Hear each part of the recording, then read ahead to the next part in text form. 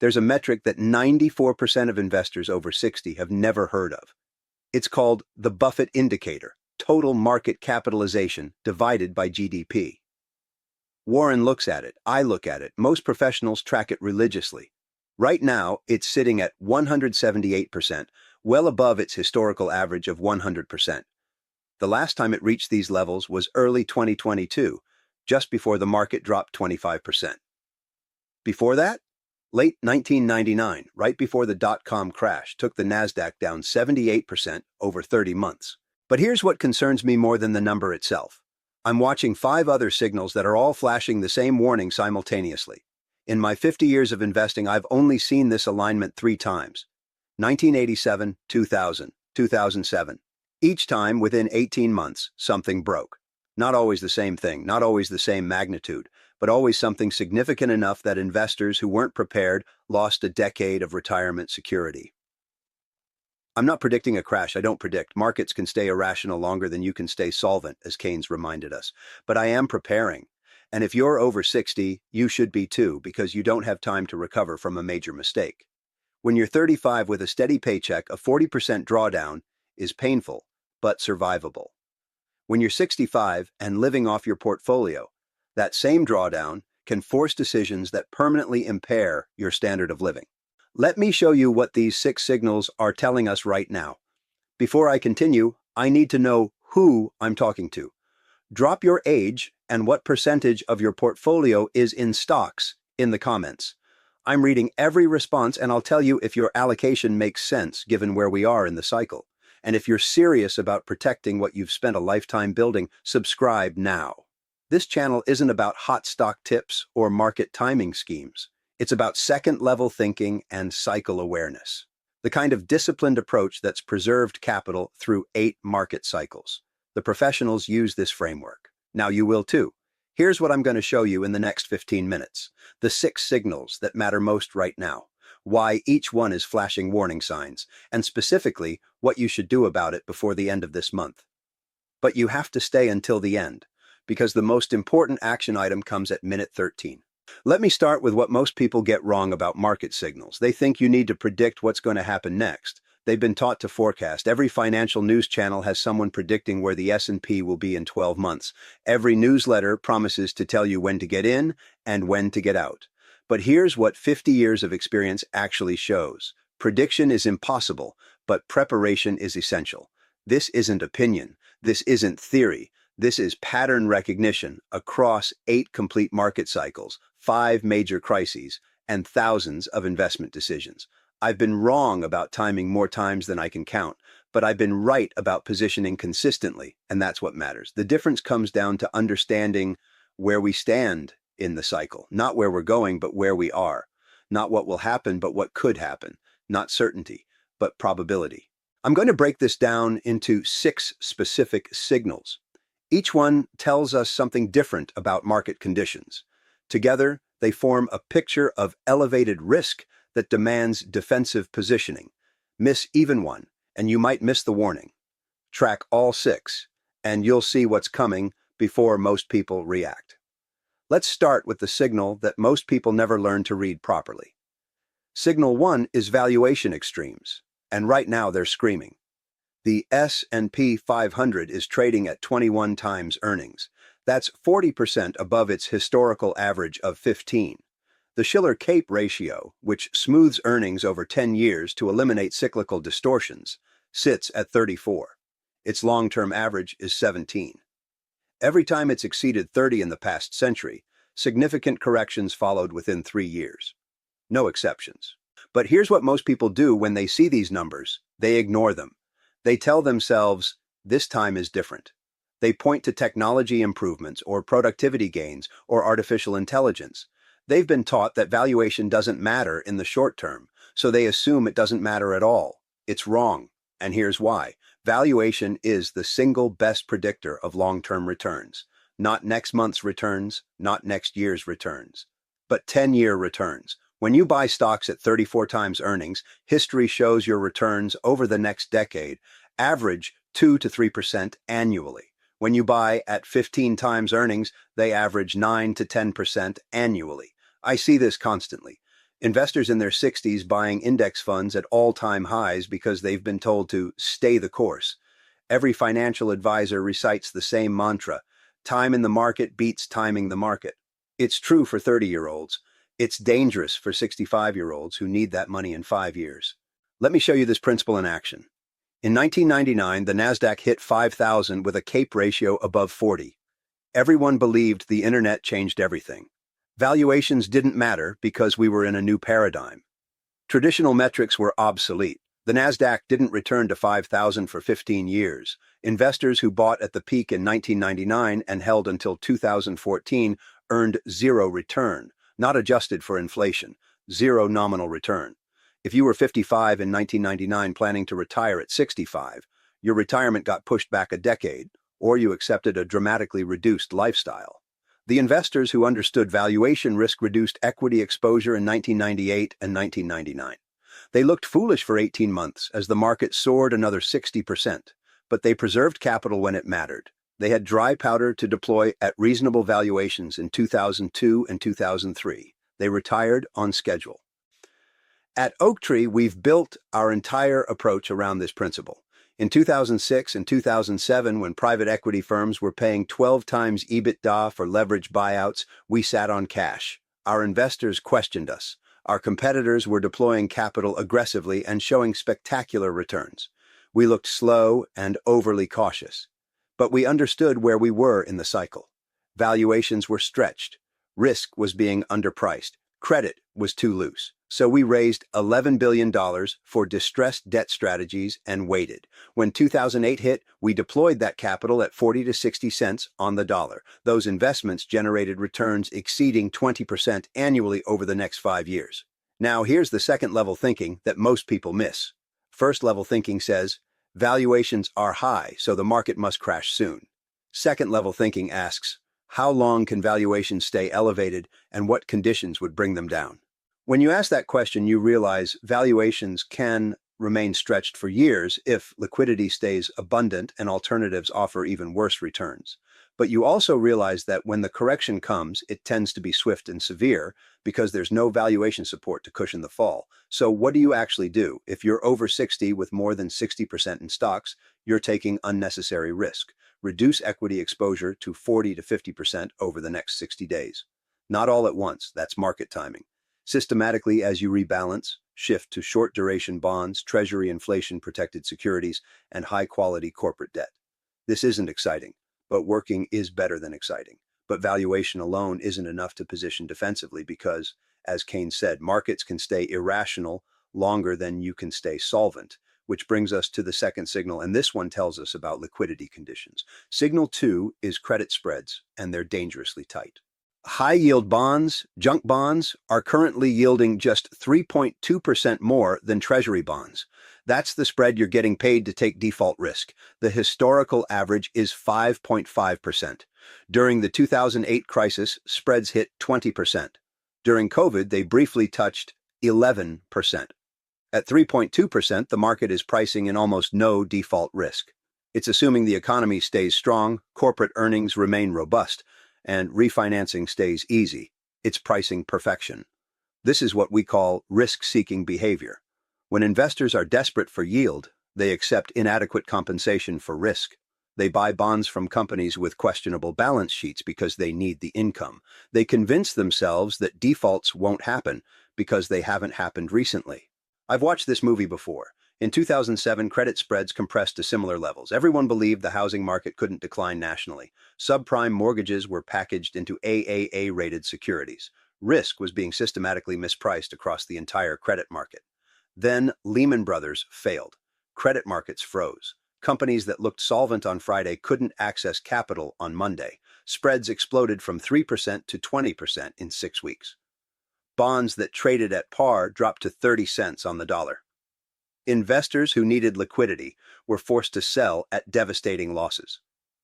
The people who understood credit cycle positioning had already moved to higher quality. They accepted lower yields in 2006 and 2007 because they understood they were being inadequately compensated for risk. When the crisis hit, their portfolios held up. They preserved capital. They deployed into distressed opportunities. At Oaktree, Credit analysis is our core competency. We've been investing in distressed debt for 35 years, and here's what that experience teaches. Tight credit spreads always precede credit stress. Always. The timing varies. The trigger varies. But the pattern is consistent. Right now, I'm seeing the same complacency I saw in 2007. Corporate debt levels are at all-time highs. Interest coverage ratios are deteriorating. Zombie companies, firms that can't cover interest expenses from operating income, are proliferating. Yet spreads suggest none of this matters. Second-level thinking asks, what happens when the next recession arrives and these over-leveraged companies face declining revenues? The answer is default spike, spreads widen dramatically, and bond prices collapse, not might, will. The only question is timing, and timing is unknowable, but positioning is controllable. If you're over 60 and own high-yield bond funds or junk bond ETFs, you're taking credit risk you're not being adequately compensated for. Shift to investment-grade corporate bonds or treasury bonds. Accept lower yield now to avoid principal loss later. Your goal isn't to maximize return, it's to preserve purchasing power through the full cycle. This leads directly to the third signal, and this one reveals what's actually driving market behavior. Signal 3 is margin debt, and it's at concerning levels relative to market capitalization. Investors have borrowed $750 billion against their portfolios to buy more stocks. That's down from the peak of $935 billion in 2021, but it's still 35% above the pre-pandemic trend. When margin debt is elevated, it creates fragility. Rising markets feel great because leverage amplifies gains. But when markets fall, forced selling amplifies losses. Here's the mechanism. Investor buys $100,000 of stock with $50,000 cash and $50,000 borrowed on margin. Market drops 20%. Their equity is now $30,000, $80,000 portfolio value minus $50,000 debt. They get a margin call. They must either deposit more cash or sell stock. Most people sell, which pushes prices lower, which triggers more margin calls, which forces more selling. This is how 10% corrections become 25% crashes. Not because fundamentals deteriorated 25%, because leverage created a self-reinforcing downward spiral. I saw this in 1987. Portfolio insurance strategies created automatic selling triggers. When the market started falling, these programs sold into weakness, which pushed prices lower, which triggered more selling. The Dow dropped 22% in a single day. Not because earnings collapsed, because leverage and forced selling created a cascade. I saw it again in 2008. Lehman Brothers was leveraged 30-1, Bear Stearns was leveraged 35-1. When their asset values declined even slightly, their equity evaporated. Counterparties demanded collateral. They couldn't meet the calls. They failed. Their failure spread contagion through interconnected financial markets. Right now, margin debt isn't at 2021 levels, but it's still elevated by historical standards. More concerning, it's elevated while valuations are stretched and credit spreads are tight. These conditions tend to cluster before corrections because they all reflect the same underlying psychology: excessive confidence and inadequate risk awareness. At Oaktree, we track leverage across the system as a key indicator of fragility. Not because leverage is inherently bad, it's not, but because elevated leverage reduces the system's ability to absorb shocks. It turns ordinary corrections into extraordinary dislocations. The second-level insight here is subtle but critical. Margin debt matters less in isolation than in combination with other signals. High margin debt with reasonable valuations and wide credit spreads is manageable. High margin debt with extreme valuations and tight spreads is dangerous. What should you do? If you have any margin debt in your portfolio and you're over 60, eliminate it, not reduce it. Eliminate it. You don't need leverage at this stage of life. You need stability. Pay off the margin loan, even if it means selling appreciated positions and paying capital gains tax. The tax cost is far less than the potential loss from forced selling during a correction. Now we get to the signal that reveals what's happening beneath the surface. Signal 4 is market breadth, and it's deteriorating rapidly. The S&P 500 is near all-time highs, but only because of 7 stocks: Apple, Microsoft, Alphabet, Amazon, Nvidia, Meta, and Tesla. These 7 companies now represent 32% of the index. They're up an average of 45% year to date. The other 493 stocks are up just 8%. This is narrow market leadership, and it's a classic late cycle signal. When fewer and fewer stocks are driving index performance, it means most companies are struggling. It means the rally is fragile. It means when those leading stocks finally stumble, there's nothing underneath to provide support. I saw this exact pattern in 1999 and 2000. The Nasdaq soared as investors piled into internet stocks. But small caps were declining. Value stocks were declining. International stocks were declining. Only technology was working. When tech finally rolled over in March 2000, there was no rotation into other sectors. Everything fell together because nothing else had been working. The same thing happened in 2007. Financial stocks drove the market higher even as housing data deteriorated. When financials finally broke, the entire market followed because breadth had been narrowing for months. Right now, I'm watching the advanced decline line diverge from price.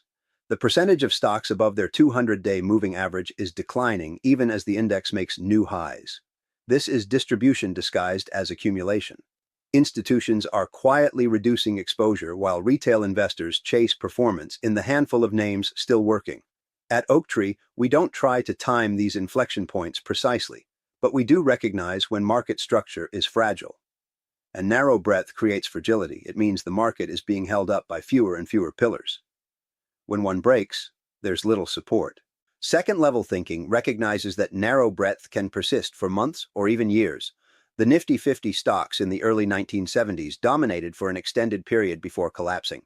But second-level thinking also recognizes that when the correction comes, narrow breadth makes it more severe. If you're over 60, your portfolio shouldn't be concentrated in the 7 stocks driving the index.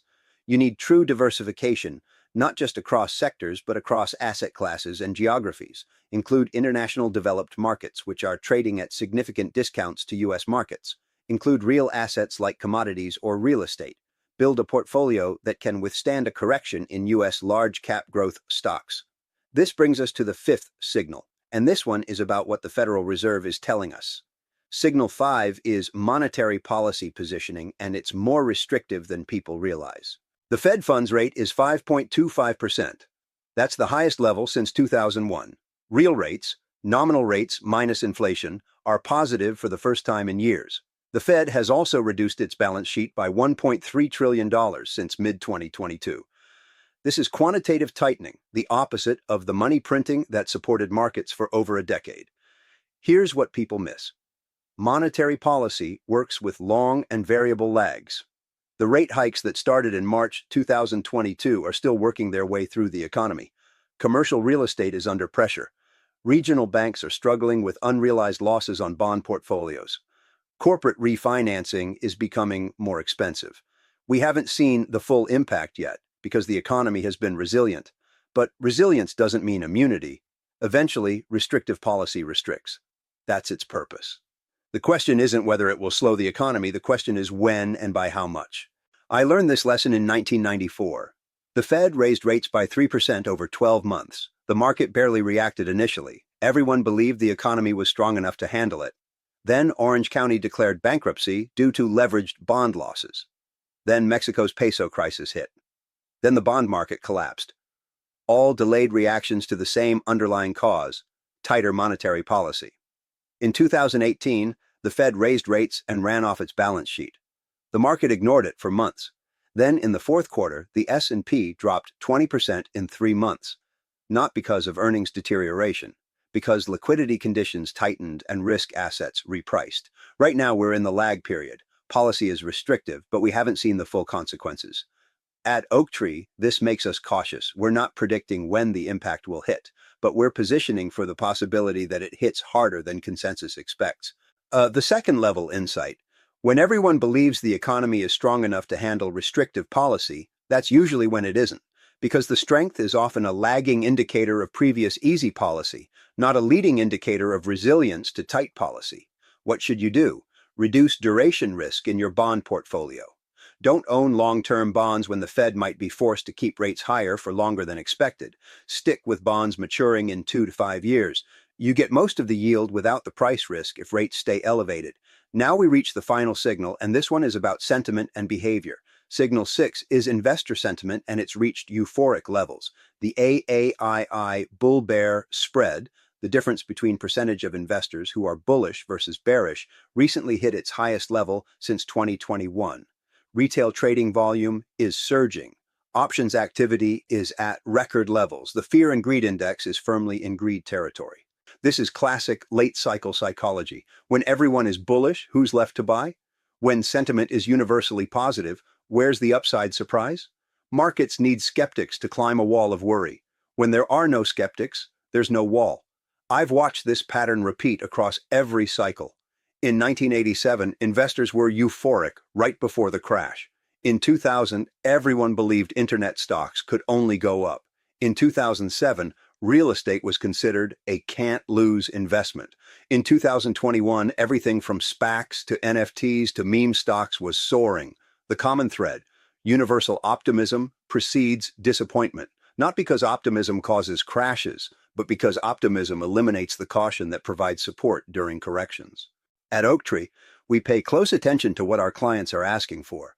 When they're demanding aggressive strategies and questioning why we're holding cash, we know we're late cycle. When they're worried and asking about capital preservation, we know we're early cycle. Right now, the questions we're getting tell me we're late cycle. Second-level thinking recognizes that sentiment is a contrary indicator. When everyone is bullish, it's time to be cautious. When everyone is bearish, it's time to be aggressive. This isn't reflexive contrarianism. It's recognition that market prices reflect consensus expectations. So outperformance requires disagreeing with consensus when consensus is wrong. If you're over 60, your positioning should reflect cycle awareness. When all 6 signals are flashing warning signs simultaneously, defensive positioning isn't pessimism, it's prudence. Now let me show you how these 6 signals work together and what you should do about it. You remember what I said at the beginning? I've only seen all 6 signals align like this 3 times in 50 years: 1987, 2000, 2007. Each time something broke within 18 months. I'm not predicting the same thing happens this time. I'm preparing for the possibility that it does. If you've understood these 6 signals, you should be too. Because here's the ultimate insight. At 60 plus, your goal isn't to maximize returns. It's to ensure you never run out of money. That requires different positioning than a 30-year-old accumulating wealth. This is second-level thinking. This is cycle awareness. This is risk management. This is what keeps you financially secure through your entire retirement. So how do you actually implement this? Here's the specific framework I recommend for investors over 60 when all 6 signals are flashing. Warning. First, reduce equity exposure to 40 to 50% of your portfolio if it's currently higher. Do this systematically over the next 60 days through rebalancing, not panic selling. Second, shift fixed income to higher quality and shorter duration. Investment-grade corporate bonds maturing in 2 to 5 years.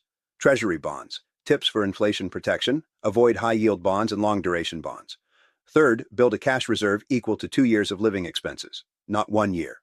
2 years. This ensures you never have to sell stocks at depressed prices to meet spending needs during a correction. Fourth, eliminate all margin debt and leverage. You don't need it. You can't afford the risk of forced selling. Fifth, diversify away from narrow market leadership. Reduce concentration in U.S. large-cap growth. Add international developed markets, which are cheaper. Add real assets for inflation protection. And here's what you need to track going forward: the Buffett indicator, credit spreads, margin debt levels, market breadth metrics, Fed policy statements, and sentiment surveys. Check these monthly, not daily. That creates anxiety. Monthly is sufficient to understand cycle positioning. This isn't sexy, this isn't exciting, but it works. And working is better than exciting when you're protecting a lifetime of savings. I've spent 50 years learning this. I've made mistakes, I've watched market cycles repeat, I've seen what destroys retirement security and what preserves it, and I've distilled it down to these 6 signals. You now know what took me decades to learn. You have the advantage of this framework. The question is, will you use it? Because here's the reality. Most people will watch this video, nod along, and change nothing. They'll go back to their 70% equity allocation because that's what they've always done. They'll make the same mistakes everyone makes late cycle. They'll get the same results. Don't be most people. Before you go to bed tonight, calculate your current equity allocation. Write it down. If it's above 60% and you're over 60, commit to reducing it by 10 percentage points over the next month. That's your first step. And subscribe if you haven't already, because understanding market cycles and risk management is what separates comfortable retirements from anxious ones. This is about protecting what you've built. Markets move in cycles, pendulums swing. Right now, all 6 signals suggest we're late in the cycle. Not at the top necessarily, but late enough that defensive positioning makes sense. That's what 50 years of investing teaches you. That's what surviving 8 market cycles shows you. That's what managing $180 billion through multiple crises proves. Protection is possible, but only if you respect where we are in the cycle and position accordingly. I can't do it for you. I can only show you the signals and what they mean. The rest is up to you.